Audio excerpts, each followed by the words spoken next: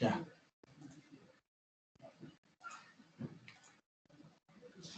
So we have discussed about the classification of fatty acids. Initially, we have given about the biological importance. We said that they are the source of lipids, are the source of energy, and they are the ideal form to store energy in the human body, and they are the components of the membranes, and some are hormones, and we have discussed many other medical and biological importance of lipids. Then we discussed about most of the male and the female reproductive hormones, mainly corticosteroids and other steroids are derived from the cholesterol, which is a derived lipid. Then, in addition to this, we have already said that the eicosanoids, carbon-20 containing compounds, mainly the prostaglandins, prostacyclins, thromboxanes, all these are eicosanoids. They are derived from the arachidonic acid, which is a fatty acid. Then we discussed about the classification, and in the classification, and of course in different textbooks you come across the various ways of classifying, but according to the Bloor, the lipids are classified into three categories: simple lipids, compound lipids, and the derived lipids. And since the all lipids are esters of fatty acids with glycerol, so that's why in a last class we discussed about the fatty acids. As I already said that more than 100 fatty acids have been identified in various species, but they have the different length, and they differ in their degree of unsaturation, that is double bonds. And we also said that most of the fatty acids have the pKa values from 4 to 5, and they have the head group at one side and the tail on other side, and all the fatty acids are generally present in their ester form, and that means the free fatty acid concentration is very low in the cell. And then we discussed about the different saturated and unsaturated fatty acids, and we have already seen that saturated fatty acids have no double bonds, whereas unsaturated fatty acids have one or more double bonds. Then we have listed various saturated fatty acids and unsaturated fatty acids. In a last class, I forgot to mention one point that I have already said that with increasing the chain length, carbon length, the melting point increases, but with increasing the number of double bonds, the melting point decreases. I think this point I have already highlighted, but I forgot to mention one point, that the fatty acids can be represented in three ways. One is a common name, second one is a systemic name, third one is the symbol. So you can see here that because I will not read all, I will just say one or two. You can see that the carbon 12 containing saturated fatty acid, lauric acid, its common name is lauric acid, and its systemic name is dodecanoic acid, because it has 12 carbons, so this is known as dodecanoic acid. And the symbol we can represent with the symbol that is a 12:0. That means it has no double bonds, but it has the 12 carbon atoms. And in the same thing, in case of unsaturated fatty acid, unsaturated, for example, you can see, you can see here the palmitoleic acid. It has the 16 carbon containing unsaturated fatty acid, has only one double bond, and it is systemic name is 9-hexadecanoic acid. So 9 indicates that the position of the double bond. So the position of the double bond is 9 indicates. And when we write the symbol, you can see here, for example, you have fatty acid with 3 double bonds. For example, here you can see this is the 18 carbon containing fatty acid, that is the linolenic acid. And this linolenic acid has 3 double bonds and it has 18 carbon. When you represent, when you write the symbol, so the 18 colon 3 and delta 9 comma 12 comma 15 in the superscript. So this delta indicates the position of the double bond, and the number 9, 12, 15 indicates the position of the double bonds. In the sense, the first double bond is present between the 9th and 10th carbon, second double bond is present between the 12th and 13th carbon, and the 15 indicates that the third double bond is present between the 15 and the 16th carbon. So that means 18 here indicates the chain length, and the 3 indicates the number of double bonds. Then, of course, I have already said that saturated fatty acids have higher melting point, whereas unsaturated fatty acids have lower melting point. And the saturated and unsaturated fatty acids, the cis double bond has a lower melting point than the trans double bond. As I already said, that cis double bond creates a kink or the bend in the structure. As the number of double bonds increases, the kink also increases in the fatty acid tail, and therefore they have the less number. And of course, this kink decreases the closed packing of the. So when there is a kink, obviously they cannot pack very tightly. So therefore, that kink reduces the closed packing, which in turn reduces the melting point of the fatty acids. Then we also said that these unsaturated fatty acids increases the fluidity of the membrane. You can also see here, when the fatty acids are saturated, they pack very tightly, and whereas the unsaturated fatty acids, they pack very loose. You can also clearly see here, as a result, the fluidity of the membrane increases, because in this case, when these saturated fatty acids, when they pack very tightly, and what happens is that the van der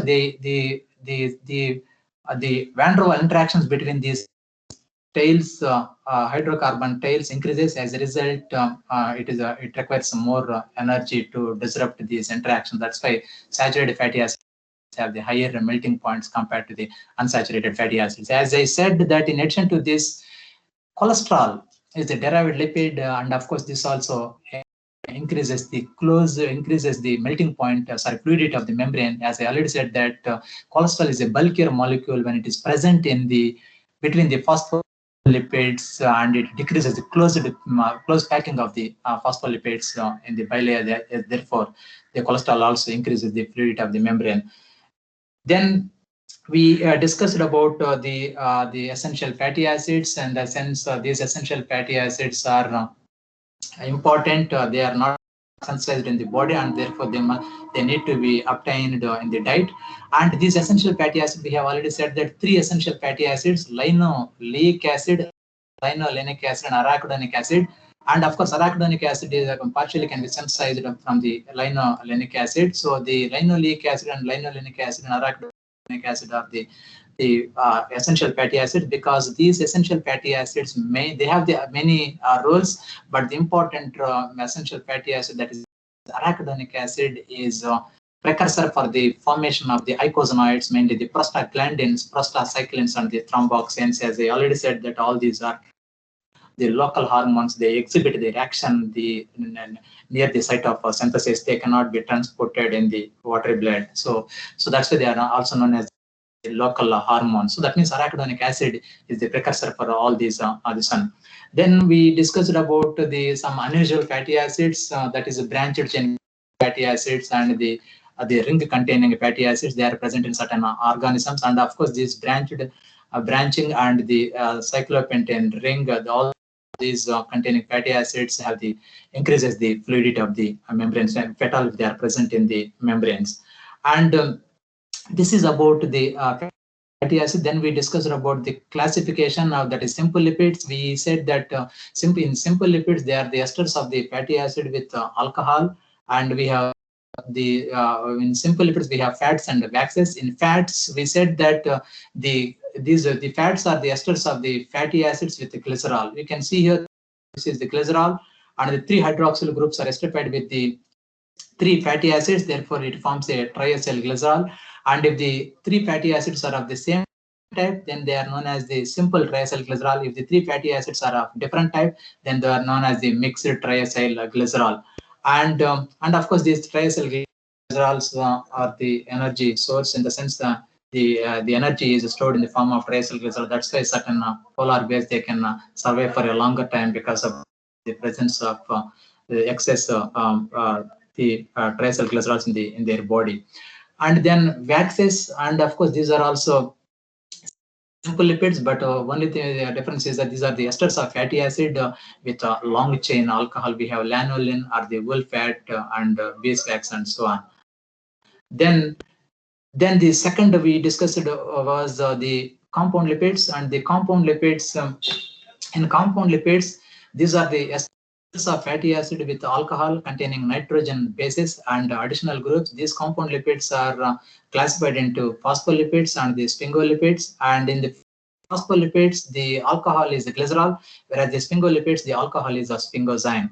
And initially we discussed about the phospholipids. In the phospholipids, the three hydroxyl groups of the glycerol, two hydroxyl groups are esterified with the two fatty acids, and the third hydroxyl group is esterified with the phosphoric acid. As a result, this structure is known as the phosphatidate or the phosphatidic acid.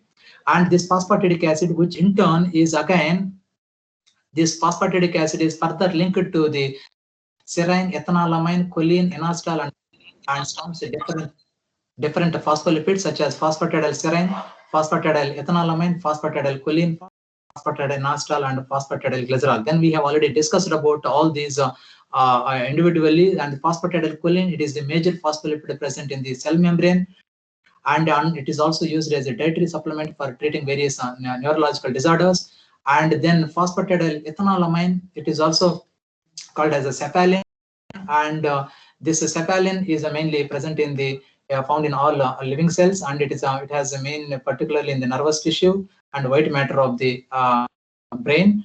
And then phosphatidylserine. So this phosphatidylserine is also called as aminophospholipid, and this is mainly present in the inner leaflet of the bilayer. And of course, as I already said, that all these phospholipids like phosphatidylcholine, phosphatidylethanolamine, phosphatidylserine, and all these are irregularly distributed across the membrane. Some are present on the outer leaflet, some are present more on the inner leaflet, and so on.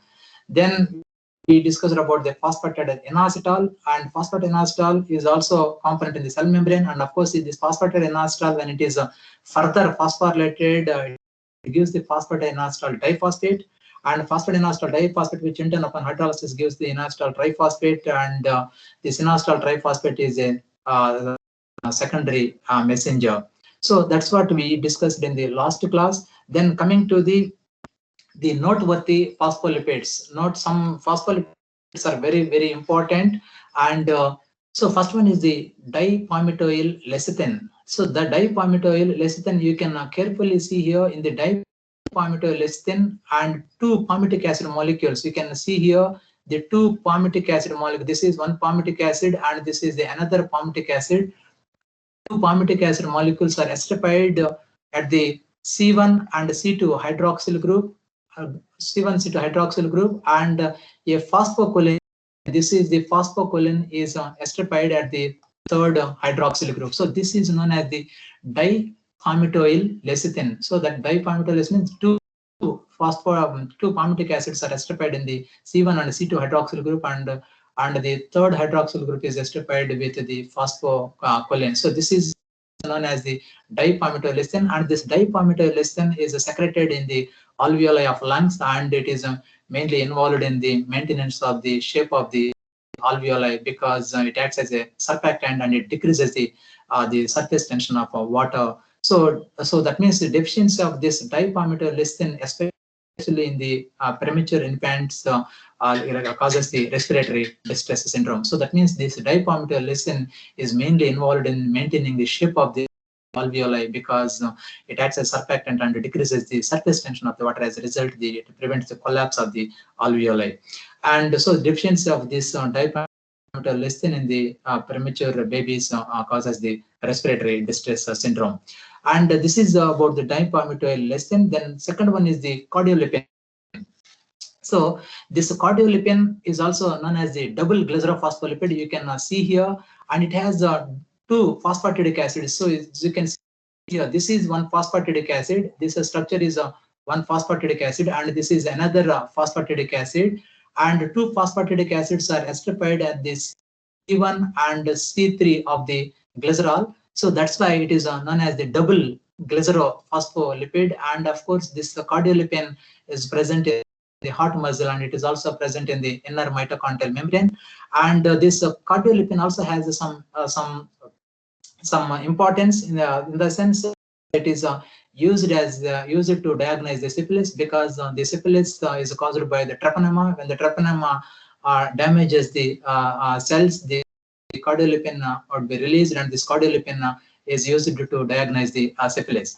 And third noteworthy phospholipid is the lysophospholipid. So when we say lysophospholipid, it has a unusual structure. You can notice here that it has only one fatty acyl chain, in the sense of two fatty acids that we see in the triglycerides or the other phospholipids. See, it has only one fatty acyl chain instead of the two fatty acyl chains. And you can see here that of course this is present in 1 to 2% of the when phospholipids in the living organisms.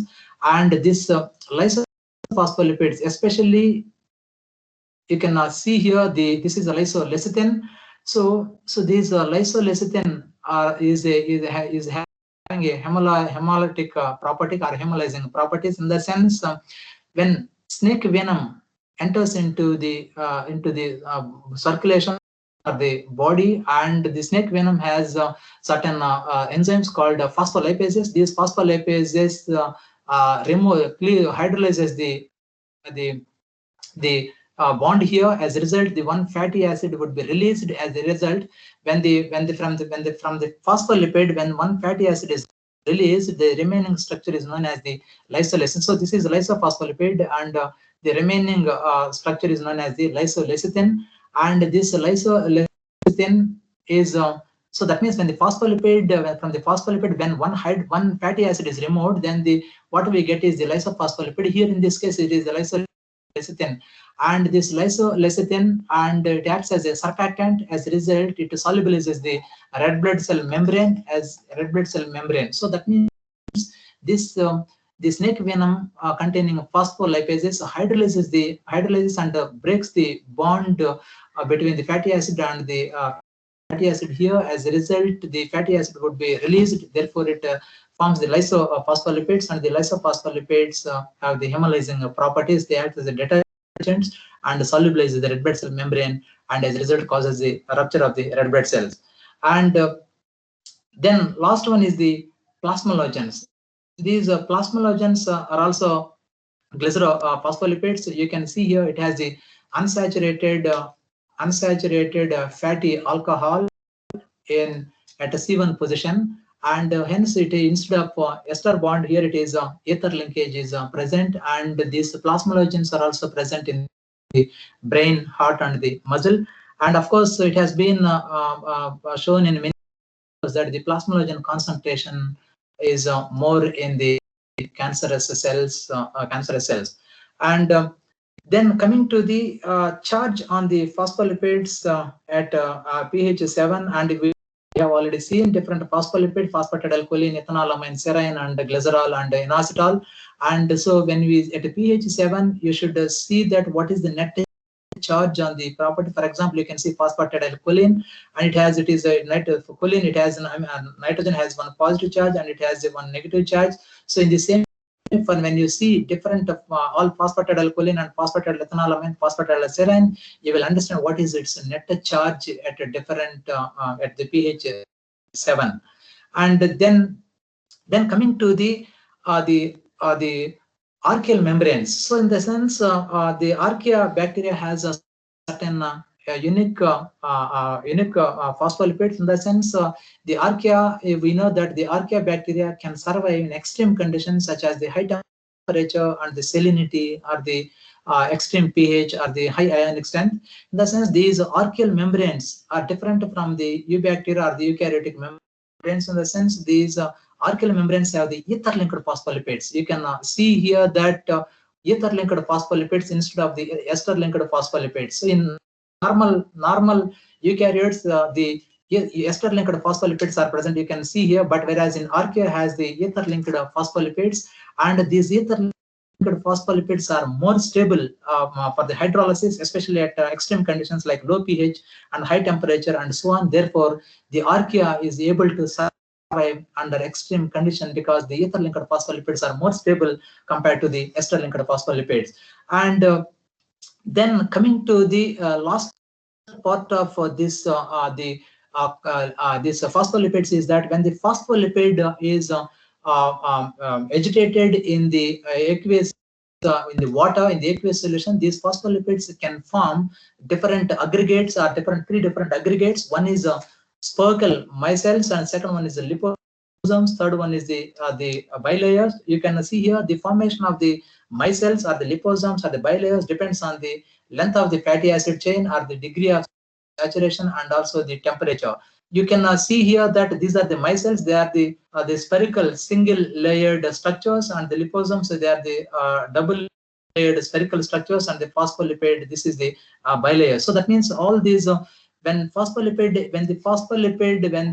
phospholipid is mixed in the aqueous solution, any phospholipid, and they can form micelles or the liposomes or the phospholipid bilayers. And as I already said, that is dictated by the length of the fatty acid chain, and also the unsaturation, the degree of unsaturation, and also the temperature.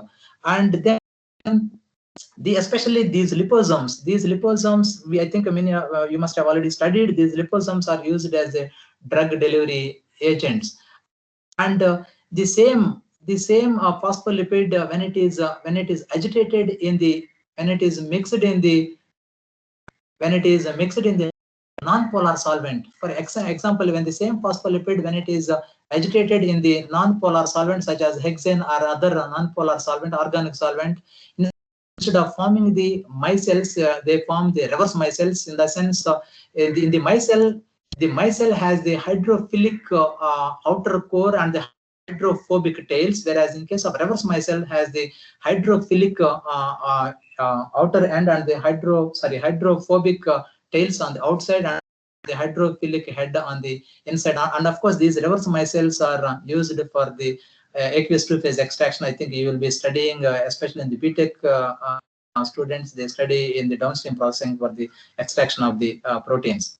And this is about the phospholipids.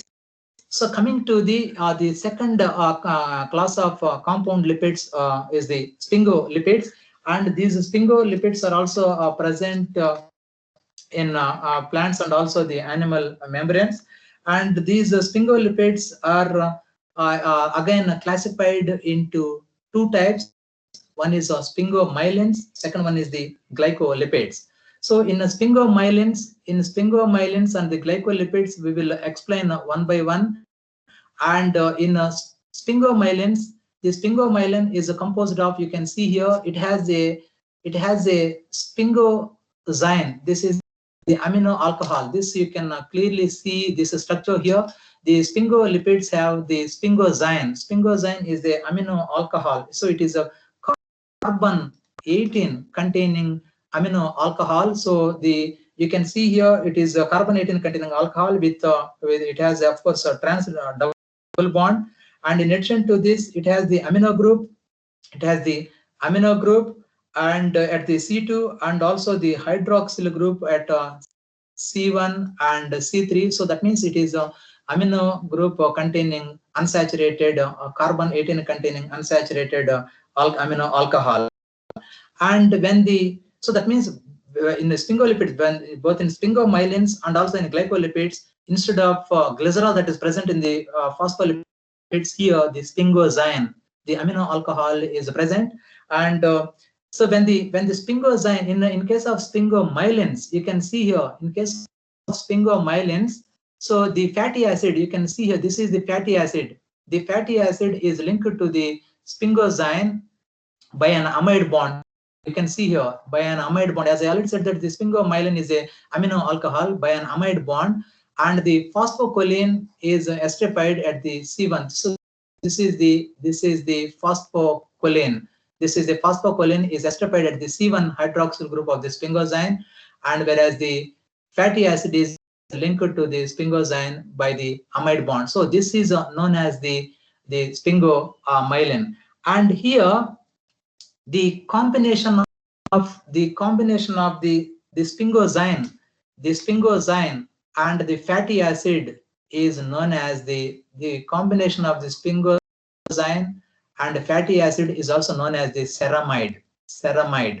Ceramide plus phosphocholine is known as the sphingomyelin. So you can also see here it is clearly given here ceramide as the sphingosine and the fatty acid. That is known. This is the combination of the sphingosine and fatty acid is known as the ceramide. And the ceramide plus any sugar, it is also known as the cerebroside. For example, here it is the galactocerebroside. So this we will see later. So that means the structure of the sphingomyelin is nothing but it has the sphingosine amino alcohol, and the fatty acid is linked to the sphingosine by amide bond, whereas the phosphocholine is estrified at the C1 hydroxyl group of the sphingosine. And this sphingosine is mainly present in the animal membranes and also the myelin sheath of the nerve cells. In the sense, the myelin sheath is rich in sphingomyelins and also the gray matter. And this is about the sphingomyelins. So coming to the glycolipids. These glycolipids are also again divided into cerebrosides and gangliosides. As I already said that cerebrosides contain sphingosine, fatty acid, and sugar. As I already said that sphingosine plus fatty acid is known as the ceramide. Ceramide plus sugar is known as the cerebrosides. So if the sugar is glucose, then it is known as glucocerebroside. If the sugar is galactose, then it is known as the galactocerebroside, and so on. In some cases, in some cerebroside, the sulfate is also attached to the sugar. They are also known as sulfatate or the sulfolipids. So you can see here, this is the sphingosine plus fatty acid is known as the ceramide, and the ceramide plus galactose is known as the cerebroside. So since the ceramide has the galactose is linked, then it is known as the galactocerebroside. If it is glucose, it is glucocerebroside, and so on. And these cerebrosides present mainly in the white matter of the brain and also in the myelin sheath. Then next one is the gangliosides. These gangliosides are the highly complex sphingolipids. You can see here the gangliosides are composed of ceramide plus oligosaccharide and sialic acid. So this is important in the sense gangliosides contain the sialic acid. Sialic acid, you can see here that this is the ceramide. So as I already said that sphingosine plus fatty acid gives the ceramide plus oligosaccharide. You can see here this ceramide plus oligosaccharide with sialic acid is known as the ganglioside. So that means ganglioside contains the ceramide, oligosaccharide, and sialic acid in the structure. And these gangliosides again they are abundant in the gray matter of the brain, and of course these gangliosides are also act as the receptors for chlorotoxin. Especially there are different gangliosides, GM1, GM2, and GM3, and these GM1 acts as a receptor for the chlorotoxin in the intestine. So the GM1 present, the ganglioside present in the intestinal membranes acts as a receptor for the chlorotoxin. So this is about the sphingolipids, both sphingomyelins and glycolipids. In both the sphingomyelins and the glycolipids, the alcohol is the sphingosine, that is a carbon-18 containing unsaturated amino alcohol. And when the sphingosine is attached to the fatty acid, ceramide is formed. When the ceramide is further linked to any sugar, then the cerebrosides are formed. The ceramide with the complex oligosaccharide gives the gangliosides. So the gangliosides are present in the gray matter of the brain, and of course some gangliosides have the receptor function, mainly the GM1. So this is about this one.